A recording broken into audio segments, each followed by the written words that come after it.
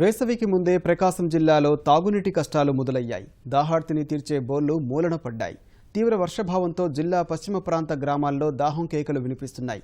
చెంతనే తాగునీటి పథకాలు ఉన్నా సక్రమంగా నీరు సరఫరా కాక ప్రజలు కష్టాలు పడుతున్నారు. సుదూర ప్రాంతాలకు వెళ్లి నీటిని తెచ్చుకొని దాహార్తిని తీర్చుకుంటున్నారు.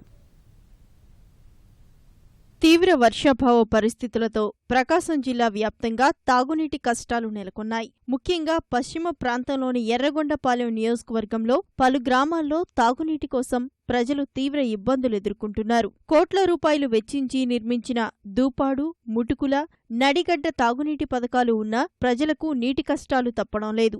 సాగర్ జలాలు అందుబాటులో ఉన్న గ్రామాలకు పూర్తిస్థాయిలో సరఫరా చేయడంలో అధికారులు విఫలం చెందడం వల్ల ఈ పరిస్థితి తలెత్తింది. పంచాయతీలకు ట్యాంకర్లతో నీటిని సరఫరా చేస్తున్నా అవి సక్రమంగా చేరడం లేదు.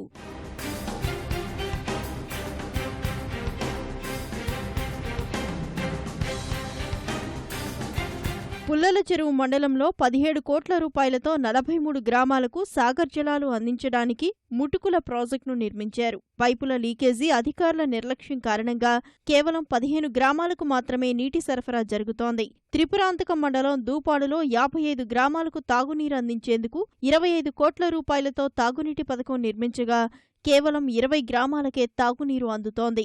నడిగడ్డ, ఎర్రగొండపాలెం తాగునీటి పథకాన్ని 30 కోట్ల రూపాయల ప్రపంచ బ్యాంకు నిధులతో నిర్మిస్తున్నారు. 12 గ్రామాలకు నీరందించే లక్ష్యంతో ట్యాంకు నిర్మాణం పూర్తి చేశారు. పైప్లైన్ల నిర్మాణం నత్తనడకన సాగుతుండడం వల్ల కేవలం ఎర్రగొండపాలెం పట్టణంలో మాత్రమే అరకొరగా నీరందుతున్నాయి. మిగిలిన గ్రామాలకు నీరందని పరిస్థితి నెలకొంది. నీళ్ళకే ప్రాబ్లం నాయన. ఇప్పుడు ఏంటంటే జనము జీవాలకు లేక అడవి పాలయ్యి అల్లాడిపోతా ఉండరు. జీవాలు గాని, గొడ్లు గాని, ఏవి గాని లేకుండా శుభ్రంగా ఒక్క సుక్క వస్తే పట్టుకోవటము, లేకపోతే కొనుక్కొచ్చుకొని తాగటం. అవి కూడా సమయానికి వస్తాయి, రావు. కొనుక్కొచ్చుకునేవి కూడా ట్యాంకులు ఏం రావటం. ఒక బిందె పట్టుకోవాలని కనీసం గంట సేపు పడుతుంది. మరి అందరూ కూడా వచ్చి ఇక్కడ తెలుసుకోవాల్సిందే. నీళ్లు కూడా తోలియడం లేదు. పొలానికి ఎలాంటి ఒక గవర్నమెంట్ బోర్ కానీ, వాటర్ ట్యాంకులు కానీ తోలించడం లేదు. సాగర్ వాటర్ ఇంకా వేస్తున్నారు సార్. ఇప్పుడు ఇంకేం కంప్లీట్ కాలేదు. ఎప్పుడు అవుతాయి కూడా తెలియదు.